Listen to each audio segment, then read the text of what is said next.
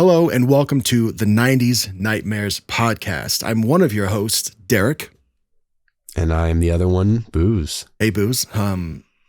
So what we're doing here is we're rewatching a lot of the old, spooky shows that we grew up on, and you probably did too. If you like shows like Are You Afraid of the Dark? Goosebumps. I see your Goosebumps shirt on, Booze. It looks great on you, absolutely. Man. Absolutely. Thank you. Shows like that. Not only that, but a lot of these shows that we grew up watching also had like super scary episodes, even if the show wasn't entirely spooky. Mm-hmm. There's always a few Halloween themed episodes in those shows. We're going to check those out too. Right on. Yep.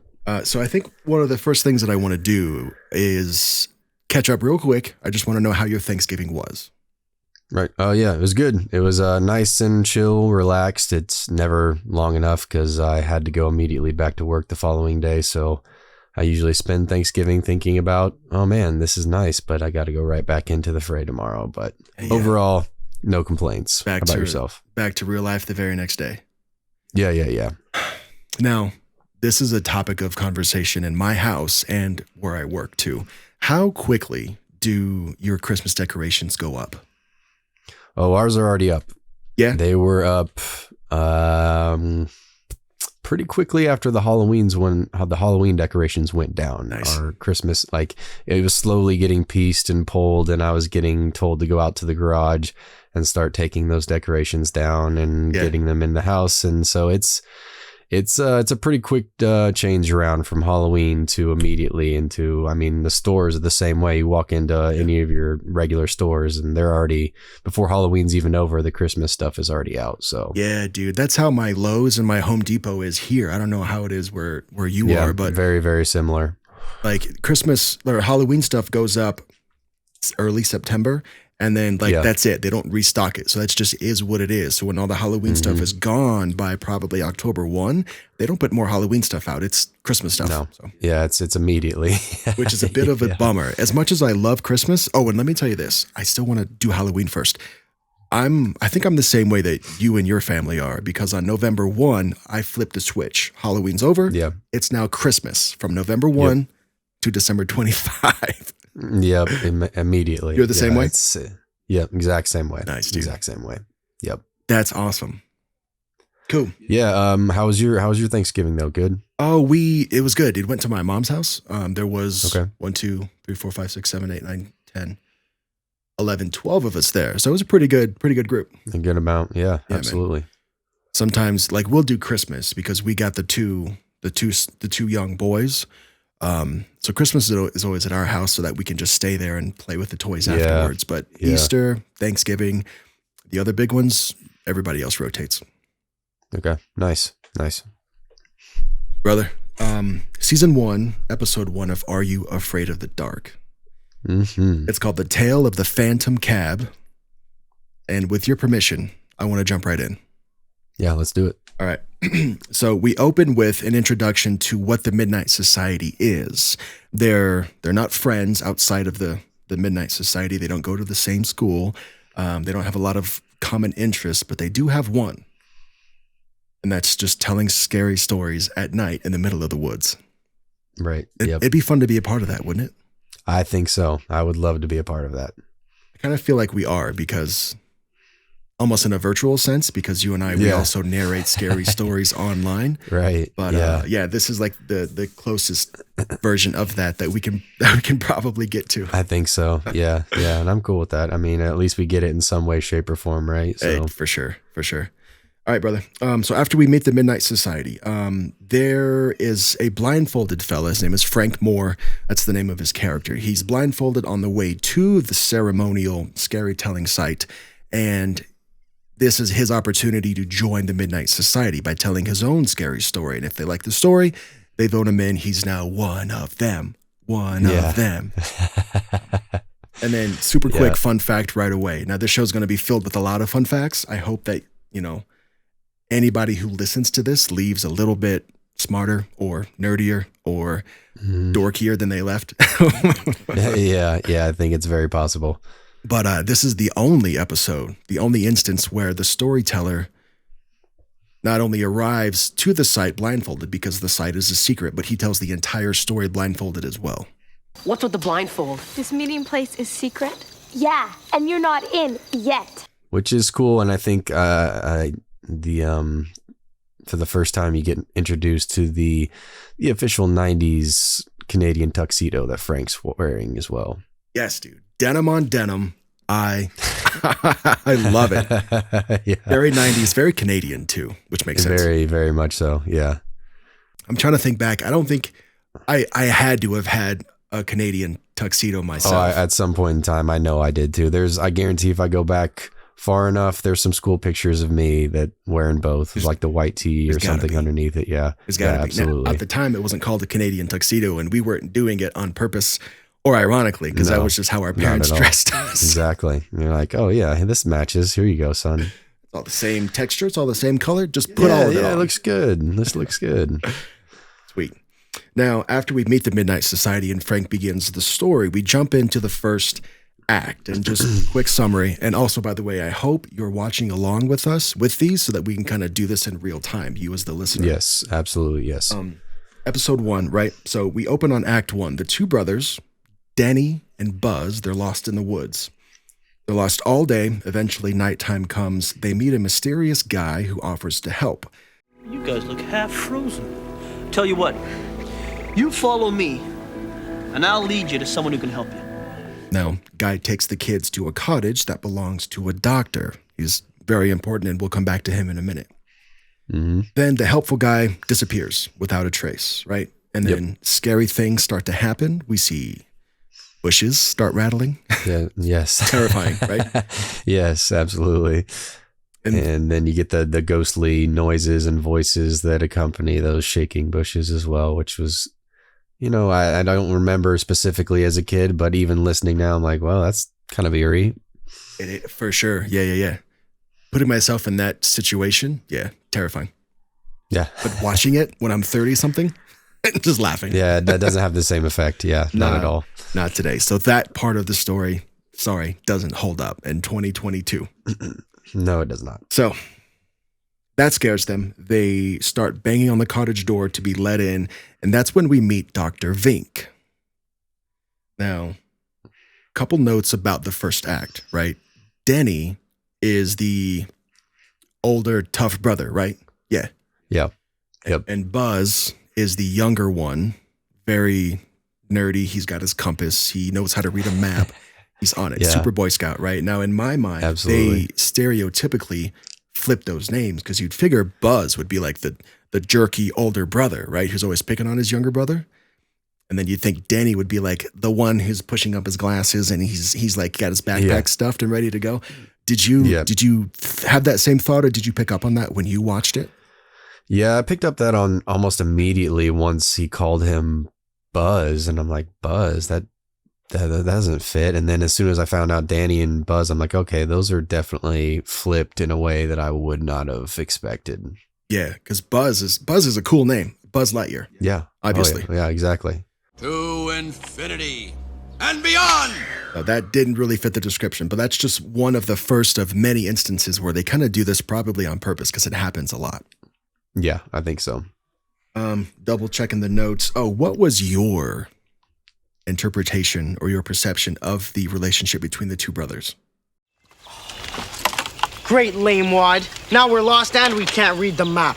You are such a loser. I'm not a loser, and we're not lost. It immediately, and it felt like to me that it's that stereotypical relationship that you have between an older brother and a younger brother, where the younger brother's the nerdy one. He's not cool, and he picks on him, and he's an idiot. And as I have got it written down and everything because I immediately started laughing. I think that's another theme that I'd like to start and introduce into this podcast is 90s insults. He called him a cheeseball at one point and a lame wad at another point too. I'm writing that down right now. 90s insults is a part of the show. Yeah, I was like, oh, cheeseball, lame wad. I haven't heard those ones in a while. My brain immediately goes to you dingus, and I don't know where that's from, but it's certainly a 90s thing. bringing me back to the playground for sure. You cheese ball. Now we can't even read the map, you lame wad. Heck yeah, dude. Yeah. Oh man, I love that part. Yep. For sure. So then finally, let's go back. We're catching up to Act 2 now. The boys, they meet Dr. Vink. He lets them in. And then this is where we get to learn about his love of flora and fauna and riddles. I've dedicated my life to studying flora and fauna. Who? Now, Dr. Vink offers to help the kids get home by using his phone only if they can solve his riddles, which Right. red flags immediately. Yeah. Dr. Vink says they messed up the first riddle, which they did, totally biffed it, and then he tells the kids to leave. Oh, wait a second. He tells them 2 riddles, I think, doesn't he? Yeah. I was going to ask you, did you get that first riddle? The one about the woods? It was, if you're walking through the woods, I was like, how far? I didn't even get that one. Yeah. And I was like, once a kid said it, I'm like, 32-year-old me still didn't even get that one. So I remember the answer, but I don't remember the riddle. Was it, help me out, was it how far can you get into the woods before you start leaving the woods? Yeah, it said I think the answer was halfway. Halfway. Because then you'd be walking out of the woods. Exactly, for sure. Yeah. So that one there, I was kind of like, yeah, halfway. Yeah. I mean, that's the logical answer. But the second riddle, I had no answer for it, dude. Oh yeah, me neither. Will you tell everybody what it was? What the riddle was? I don't remember it verbatim. If you do, go right ahead. I do. I wrote it down. So it's okay. What is visible to the naked eye? What is weightless? And when you put this in a barrel, it makes the barrel lighter. Yeah. Okay. My first thought was it's got to be air, but then I realized you can't see air with the naked eye, and it doesn't really solidly check the other 2 boxes. You know what I mean? Yeah, absolutely. So they mess up that riddle. Dr. Vink says, "You done screwed up. Leave my cabin. You're going to see a dirt road. Follow it where a cab's going to pick you up." Right? Mm-hmm. Double checking the notes. Wait for the cab that comes by every night. He says the cab comes by every night. And then finally, Dr. Vink scares the kids away by showing them a human specimen of a real hand. Remember that? Yeah. Yeah. And I did I'm noticing a theme as well in this show when scary things happen, especially in this episode where the kids scream and they do that pan where they zoom in slowly and fast. Yes. I thought that was so cool. Something like this.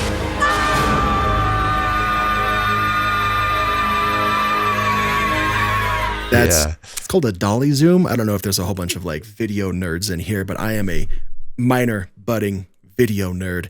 And I'm pretty sure that's called a dolly zoom, where it's you move the camera in, but you're zooming out at the same time. So, the focus stays the same, but everything around you. Oh, right. That was cool. Yep. This show does a lot of fun video gimmicks like that. It does. It does. Dolly. A lot of stuff that went right over your head as a kid, obviously. So yes, but now us as adults and we have cameras, we kind of know how they work. We can see things from another point of view. So right, it's going to be super cool to go back and rewatch all of these, not just for the nostalgia, but to see, how they did the music, what kind of video stuff they were doing. Right. Yep. Where did we leave off? Now, Dr. Vink. I believe we're about to leave the cabin and go to the cab. Yes, that's right. Before we do that, I have to say this. If there was a miniature version of Hagrid, it's Dr. Vink in this episode. Yeah, for sure. For sure. If there's a human-sized version of Hagrid, it's him, and he does it good. Yeah, he does. He does. I was already getting the vibes just off the hut alone, and then as soon as you walk in, I'm like, oh, it's Hagrid. Yes, and this is where the episode for me starts to get super dark, right? This is when it stops becoming cheesy and funny, and you actually see the scope of what's actually happening. Dr. Vink says you failed these riddles just like every other kid every other night, and he sends them off. So what let me think here. What happens next? He shows them the human hand. That's my notes. So after Act 2 is over and they start Act 3, the kids are on the dirt road. They eventually see the cab, they get in, and the cab speeds off. Now we get to meet the cab driver, who was the helpful guy from earlier. Yep. Good old Flynn. Flynn, thank you. That was his name. Yep. And he starts telling the story of how he's been cursed by Vink to, I'm paraphrasing, kill any kids that fail the riddles because Vink has cursed Flynn to die every single night in a car crash the exact same way. Yeah. And when you say that out loud and you pause the show and you're like, wait a second, kids get lost in this cottage every night. They fail the riddle every night and then they go die. They go get sent to be killed by a ghost, dude. That's what got me. Yeah. It got really dark really quickly. I mean, they jumped around and didn't hit those like buzzwords, the like kind of dark buzzwords, but the premise alone and the story alone, you're just like, whoa. Mm-hmm. Super terrifying. Setting the bar pretty high for the first episode. For the pilot, for sure. Yeah. Now, my favorite part about this scene is when Flynn is like giving them the lowdown. And then he turns around and he says, well, I kind of sort of died in the car crash. Yeah. And that was funny to me. Still scary, but I love the way his neck just turned. And You might say, I sort of died.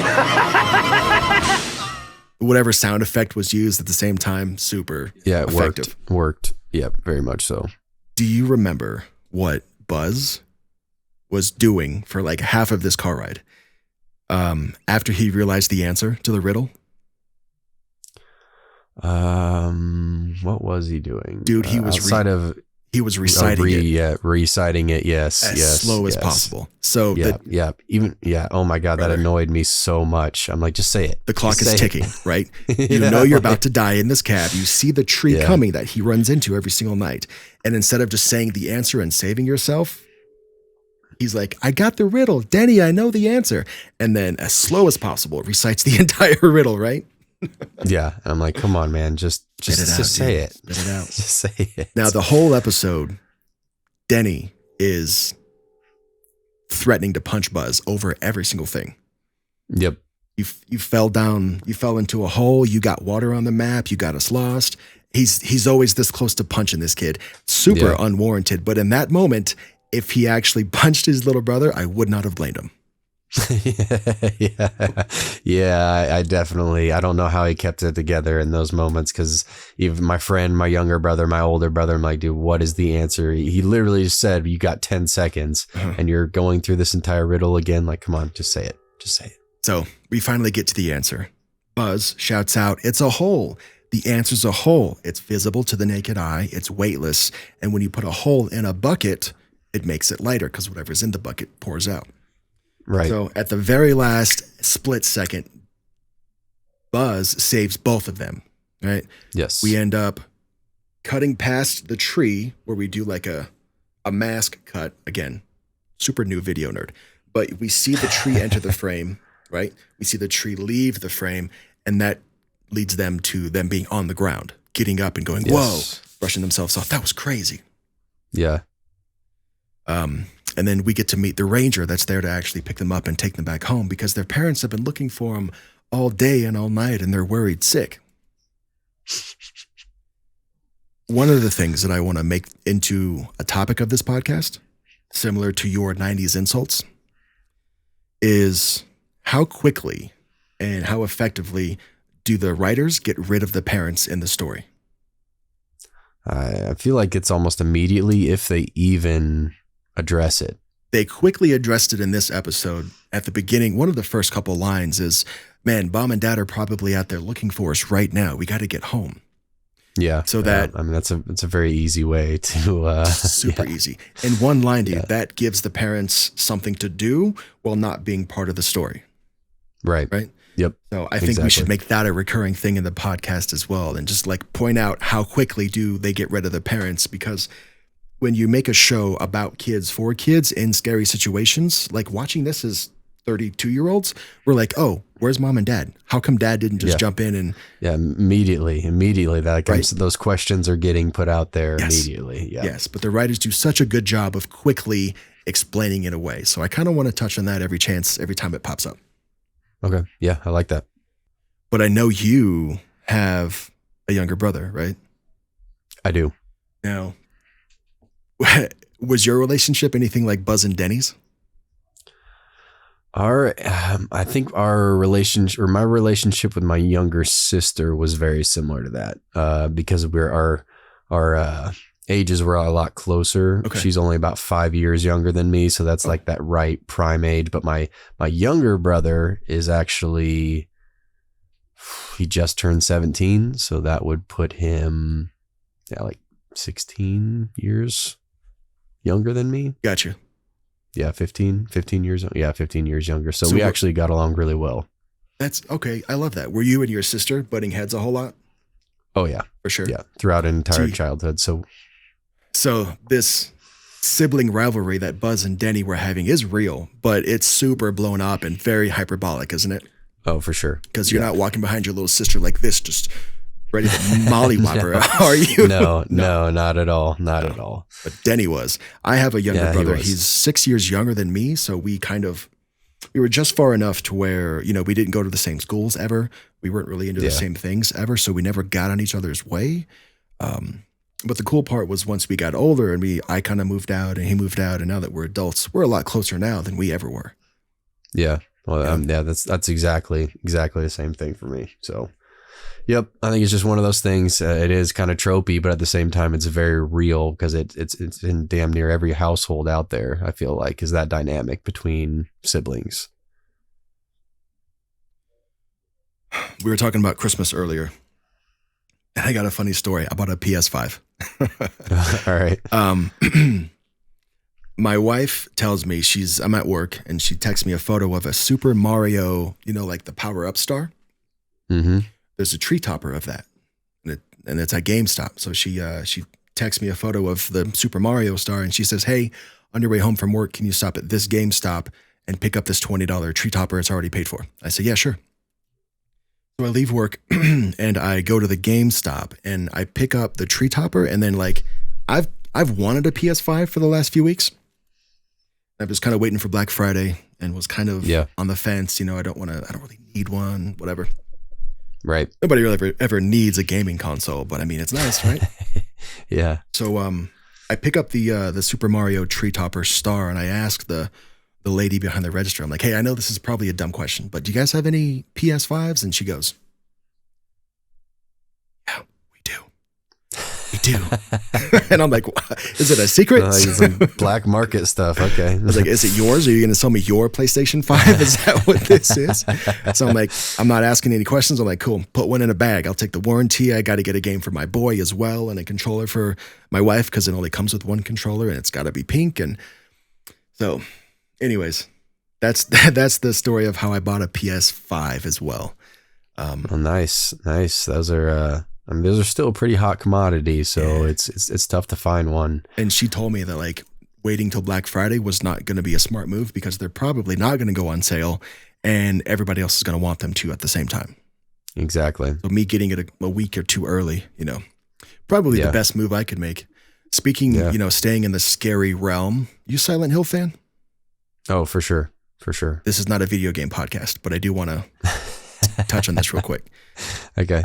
They're remaking Silent Hill 2 for the PlayStation 5. Oh, okay. That might have convinced me to finally pull the trigger and buy one. Pretty much. It's going to be out sometime in 2023, not announced at the time of recording this. But about a year ago, they announced a Wolverine game, which I'm a huge Wolverine fan, for PlayStation only. And I thought, well, I don't want to buy a whole ass console for a video game. Yeah. And then when I found out they were doing Silent Hill 2 for PlayStation 5, at least at first, they're going to do it on PCs about a year later or whatever. And I was like, shoot, man, I'll buy a PlayStation for 2 games. So yeah. I understand. There's titles out there that I'm very similar with, so I get it. All right. You want to wrap? Yeah, let's do it. This is episode 1. I want to thank you, especially you, for listening, for watching. This reminds me, your favorite line. We'll end the show after this part. Your favorite line of the episode, what was it? When he called him a nutbag. This guy's a nutbag. Yes, dude. Yes. And when he did it, he didn't even whisper. Denny is such a freaking jerk, dude. He's like, this guy's a nutbag. And Dr. Vic is bold. 20 inches he's very away. bold. Yeah, and he's like, you're looking around at all this stuff in this dude's house. You don't know him. He's a complete stranger, and you're just bold enough to call him a nutbag. Like, all right, good for you, Danny. You're a lot bolder than I would have been at that age. Part 2 of my favorite line is when Dr. Vink turns around and says, And I am not a nutbag. which we didn't know it at the time, but that's going to be a recurring thing. So every time that comes up, I'm going to talk about it. Yeah. No, you have to. Let's rate the episode. I'll let you go first, please. What's the scale we're using? Are we out of 10, 5 stars? What do you think? Oh, let's do 5. Okay, 5. Yeah. I think I'm going to give it a 4. I'm there. Terrifying. Watching it. Yes. As a kid, watching it when it was rerunning in the late 90s as a kid. Yes. And that's scary. But dude, now that I understand what was happening and what Dr. Vink was doing every single night, I almost want to give it a 5. But the music was not scary. The music in this episode was, in my opinion, super weak. Yeah, I wasn't too big into it myself either. It was not scary whatsoever. It's like synth wavy type of things at times. I'm like, this isn't. Which makes sense for the time. And nothing against the musical composer, Jeff Fisher, nothing against him. But this episode just was not a strong musical episode. So for that, for me, 4 to 5, I think I'm right there with you. Yep. Yeah, I think that's a solid 4. Premise alone, obviously in the delivery and a few parts as well. Yeah. Getting back to you, the listener, if you're watching this as we're launching, which is on December 7, 2022, thank you for being here. You've got 3 episodes to cruise through if you want to catch up to where we are. So this is episode 1. We're going to do 2 more right after this. And then we're thinking about every 2 weeks upload. So we're going to give you 2 weeks to watch the latest episode, and we'll get together in a couple of Wednesdays and talk about it then. Did I say that clearly enough? I think so. All right. I think so. They'll get it. Yeah. All right, Booze. Thank you for your time, sir. Yeah, for sure, man. It's been a pleasure. Likewise. Audience, we'll see you in the next one. See you then.